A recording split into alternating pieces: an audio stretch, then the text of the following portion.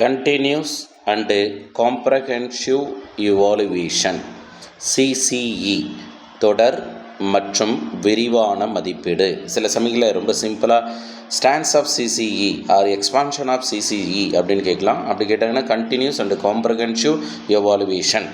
இதனுடைய பொருள் என்ன, மீனிங் பார்த்திங்க அப்படின்னா, கண்டினியூஸ் அப்படின்றது இது ஒரு மாணவனின் கற்றல் வளர்ச்சியை ஆண்டு முழுவதும் குறிப்பிட்ட கால இடைவெளியில் தொடர்ந்து மதிப்பிடுவதை குறிக்கிறது. It refer to the regular and periodical assessment of the student growth throughout the academic year.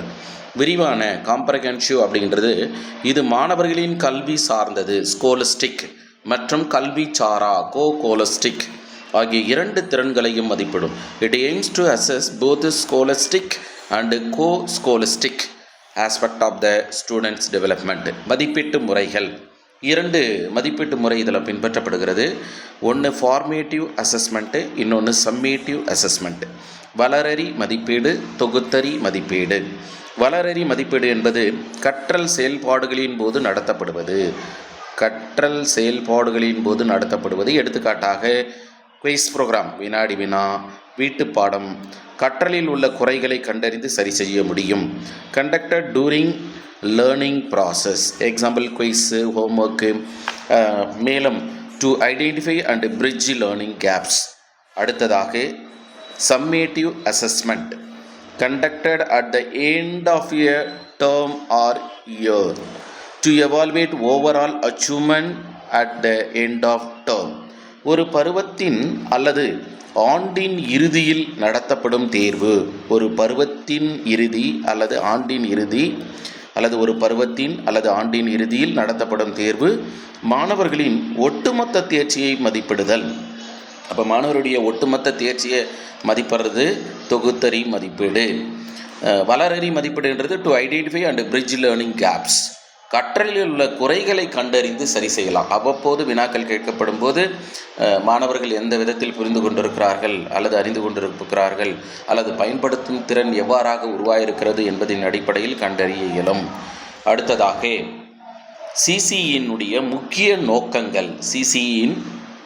நோக்கங்கள், மெயின் அப்ஜெக்டிவ்ஸ் ஆஃப் சிசிஇ. 1.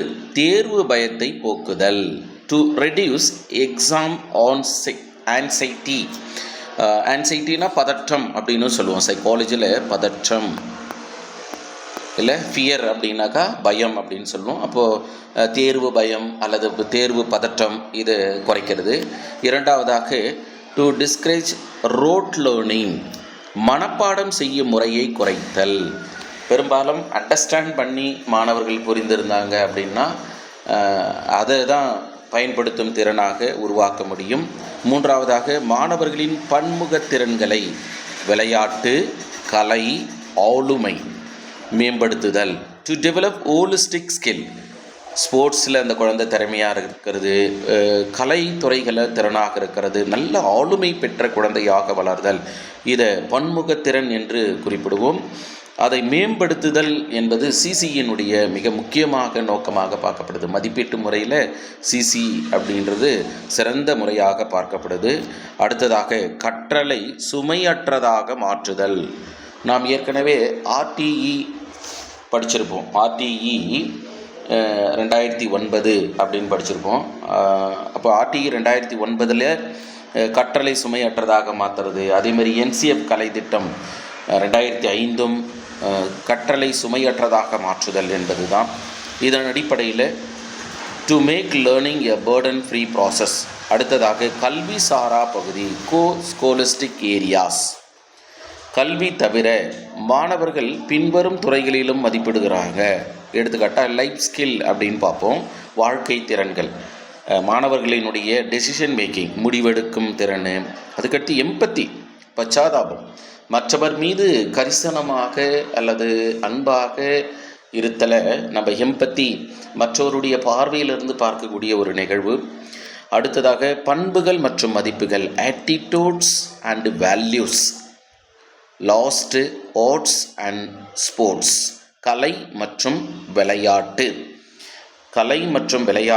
பண்புகள் மற்றும் மதிப்புகள், வாழ்க்கை திறன்கள். இது எல்லாம் கல்வி சாரா பகுதிகள், Scholastic areas: decision making, empathy, attitudes, values, arts and sports.